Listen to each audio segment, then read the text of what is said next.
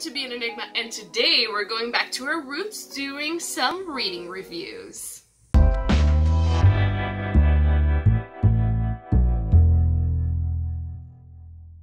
If you've been here since the start, you're the OG, you know that I don't really like to do TBR videos and what I read this month videos. Mostly because I don't find them really interesting. So when I do them, I just kind of gather all of the books that I have read all throughout a certain period. I used to do the quarantine reads back when I thought that quarantine was gonna be 40 days like the name says, and it's been over a year, so I decided to just kind of do these randomly. I haven't been able to post anything this month yet because I have been really busy with school, so I just wanted like a chill video so we could talk, we could chat, and go back a little bit to the roots, to when I kind of got back into this channel when quarantine was really driving me crazy, and also to announce that next month I will be changing this channel from English to Portuguese. It's been a long time coming. I really want to monetize this channel, and I don't feel like I have enough of an English-speaking audience to warrant me making videos in English, even though I feel more comfortable doing them in English, but then having to subtitle them so the people that I want to reach can reach them. And I also learned that there is the demand for the writing content that I want to produce in Portuguese. So although I am an author that writes in English for the American market, I still want to make content for Brazil and other countries that speak Portuguese. So next month I will be doing Veda, and in Veda I'm gonna start doing them in Portuguese. Every day I'm gonna do a new writing concept. I really hate doing these long introductions, so if you're still here and you still want to hear about what I read in 2021, just stick around and let's go. I kicked off this year with a great start. My first book was The Tower of Nero from the Trials of Apollo series. I love the Trials of Apollo series. I think it was a great series. I think it was everything that Heroes of Olympus failed to be, because Heroes of Olympus, a lot of times there wasn't a lot going on. We didn't care about a lot of the characters for a long time until they finally got together into the group. And a lot of things didn't have enough time to be developed because so much was going on. But I feel like in Trials of Apollo, Riordan learned a lot from that series, and so in this one it's less people and more about the relationships and developing the themes that he wanted to develop. I think it was a great portrayal of parental abuse for younger children. I feel like this is really important for the age group that will be reading Percy Jackson books and Rick Riordan books in general, because it's something that we don't see this much. In YA books and MG books, we normally see a lot of like family is family and you have to respect family, but it's good to see a portrayal that like, this is not healthy family. It's not because you were fed and everything that you were okay. I really like the character arc throughout the series. The characters are so cute, they're my favorite. The only thing that I didn't like about this book is that I felt like the ending, the last chapters were a little bit rushed. I expected more from all of the development that Apollo went through, but I really like this book. I gave it a 5 stars. So next up is the Shadow and Bone trilogy from the Grisha verse by Leigh Bardugo. I have been reading these in a buddy read with some of my booktube friends. I'll leave the link down below to Emmy's channel where she's organizing all of this. So we read the 3 books and now we're reading Six of Crows, and next month we will be reading Crooked Kingdom in preparation for the Netflix series that comes out next month. I think it's a series. I think it's a great introduction to a world. I think the world is very nice. I think the magic system is very interesting. I think the Russian elements were on point, but I really hate the main characters. I hate Elena, I hate Mal. I think the most interesting characters are the villains, and that says a lot. I'm really looking forward to King of Scars because 2 of my favorite characters are gonna be there, which is Genya and Nikolai, and I think like they were the high point of these books, and so I'm really excited to read those ones. About this one, it's okay. They're well written. You can see how Bardugo was growing as she wrote it, and then she got to Six of Crows. I'm reading Six of Crows now, and a lot of people told me you don't need to read the trilogy to read Six of Crows, but I personally think that it would be really confusing to read Six of Crows without having read this, and not because of like story elements that are really important, but just like they quote a lot of things that you could have learned from here and that otherwise you don't have any reference to pick from. Because when you read these, you kind of decorate how the map works and how the world works and the juxtaposition of everything and how the magic system works. And so I think it's a good introduction. If you have the time to read this much, I would advise you to. I think the character arcs could have been much better explored.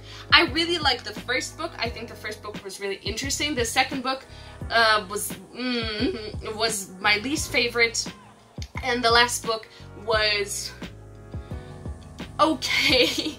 I actually like the ending. A lot of people don't like them. The ratings I gave were 4 for the first book, 4 for the second book, and 4 for the last book. So it was a 4 series. And for me, 4 stars means it is very, very good, but I wouldn't read it again. It's not one of my favorites.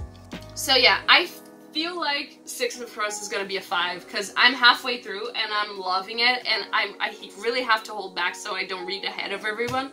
These were a 4 star. I would be between a 3 star and a 4 star now that I think about it.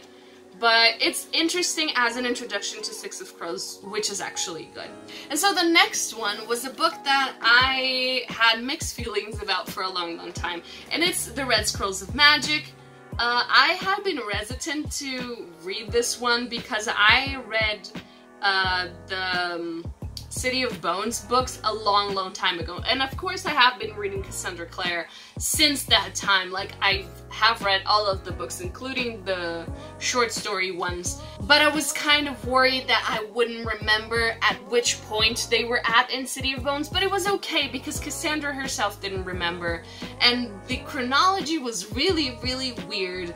But still, it was so much fun. My voice even cracked a little bit there because it was so much fun. It's just nice to see Shadowhunters have fun, you know? And even though there was like an evil plot going on, of course there is, this is why we buy these books, but they were having fun throughout this, and it's always nice to get more like downworlder content. This was a great example, and I can't wait to read The Lost Book of the White. I gave this one a 4 star. Again, really, really good. Not one of my favorites, wouldn't reread. But if you're hoping for Helen and Aline, they are not that much in this book as it was advertised, and this is something that people got really angry about. They are barely in like 2 or 3 scenes of the book. Although they are kind of there most of the way, there's not really content of them together because this is kind of them meeting. So, meh. In terms of them, you know? For the main couple, everyone agrees that this is the superior ship in the Shadowhunters universe, so you really couldn't go too much wrong with it. Don't come for me. Don't cancel me. I know, I heard it. The rest of the series is good. I bought the rest of the series, okay? I'm going to read it, but I fucking hate The Cruel Prince. I did. This is The Cruel Prince by Holly Black, and I gave it a 3 star, and I think I only gave it a 3 star because of the ending, because the ending was interesting, and up until then I was so bored, and I hate Jude so much. I hate everyone in this book. I hate Jude, I hate Cardin, I hate her sister. The only people I don't hate are the baby and Vivi. I understand that they have sad backstories, and I'm all for sad backstories, but this is really wrong, really messed up.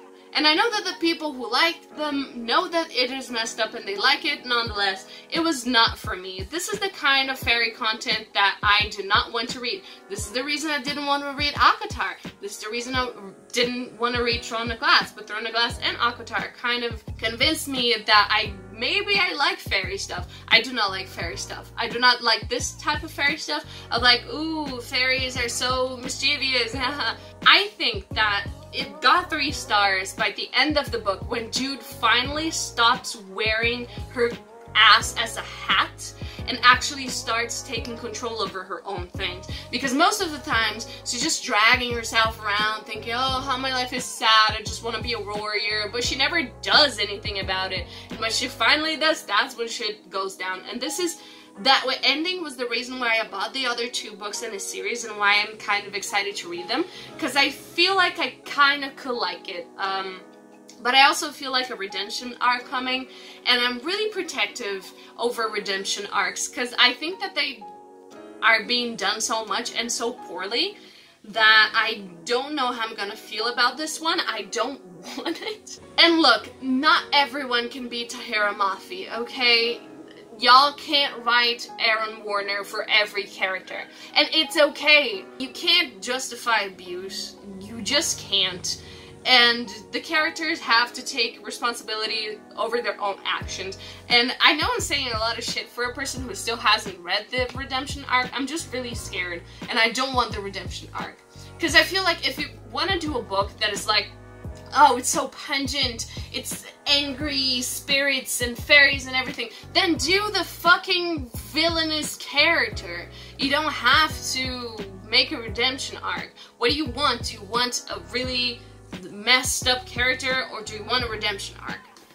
So I give 3 stars to The Cruel Prince by Holly Black, and I think I was kind of generous with it, because I really didn't enjoy most of it. I enjoyed maybe 20% of it, the ending. But you know, soon after it came something that makes the Cruel Prince look like a walk in the park. Again, I don't want to be cancelled. I know this is a childhood favorite for a lot of people, and I feel like I got really influenced because I had just read The Guardians of Gahul just before I read this. But the next one is The Warrior Cats in the Forest, which is the first one. And I fucking hated this book. I gave it 2 stars. I could literally, for the life of me, not see one charming thing about this book that made people like it so much. The only thing I can think of is like this cult-like obsession that y'all have with cats. I saw it in Katra's character in She-Ra, and I see it again here. The only reason that people like this is because it's made out of cats. All of the characters were brats. They never did what they were supposed to do. This warrior mentality is really not good for young people to be reading about. They were really violent for no reason. Honestly, if they were people, they would just be really bad people. And there's a lot of bullying. Honestly, not a fan. Would not recommend. I gave it a 2 stars just because it was coherent. But honestly, I hated every second of this. It did not have the charm the Legends of Gahul had. It did not have the world building. It did not have the characters. I was just at a loss, trying to understand why people liked it so much. Something that made me really, really nervous was that they kept making the onomatopoeias out loud, so they would like say meow meow, and that is just some cat girl shit. Not me, could not be me. Nothing against cats, but honestly, these cats, no please and thank you.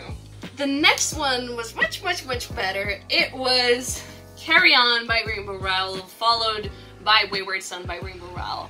I loved Fangirl. I love Fangirl more than I could possibly say, and I didn't expect to like Fangirl that much because I don't like contemporary, but I really, really, really liked Fangirl, and so I had to read Carry On. And I really do understand the people that do not like Carry On. Here's the thing. Carry On is not a book.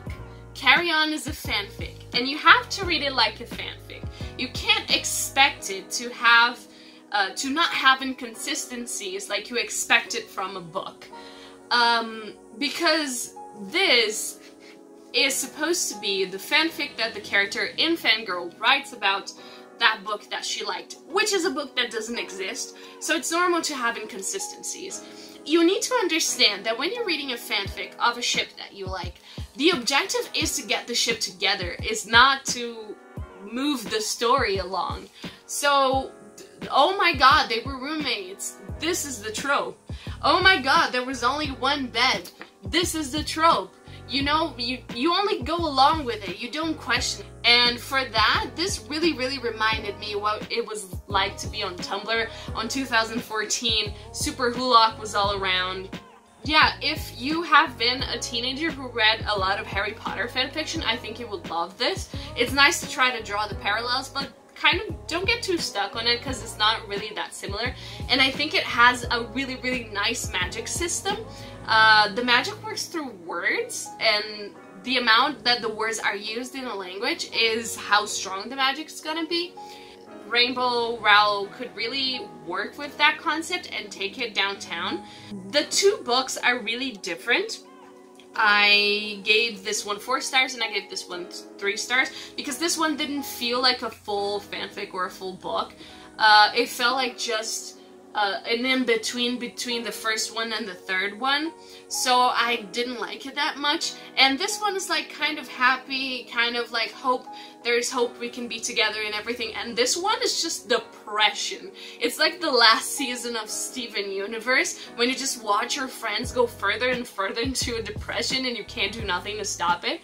It's still kind of fun, it's like a road trip thing. I also didn't like very much that these were British people in America and they wouldn't stop complimenting America, like, oh, America's so beautiful, America's so big, America has the best pancakes, and it was really apparent and it was really ugly. And I'm really excited for the next one. It comes out in June. I think it's gonna be called Another One Bites the Dust, and I'm really excited to read it. Next up is You Should See Me in a Crown by Leah Johnson. I don't know how I feel about this book, really, because, as I said, I don't like contemporary, and I keep reading contemporary books expecting that I'm gonna like them, but I don't. But if you do like contemporary, you're gonna eat this up. I'm serious. This has all of the best tropes, but it did not work for me. The love interest was just, like, clearly not like other girls, and I kind of didn't like her that much. I like the main character, I like her backstory, I love her family so much. I really like her character arc, the way that she takes control over her life and her own narrative. I think it is so important for young people to be reading this and to see themselves in stories.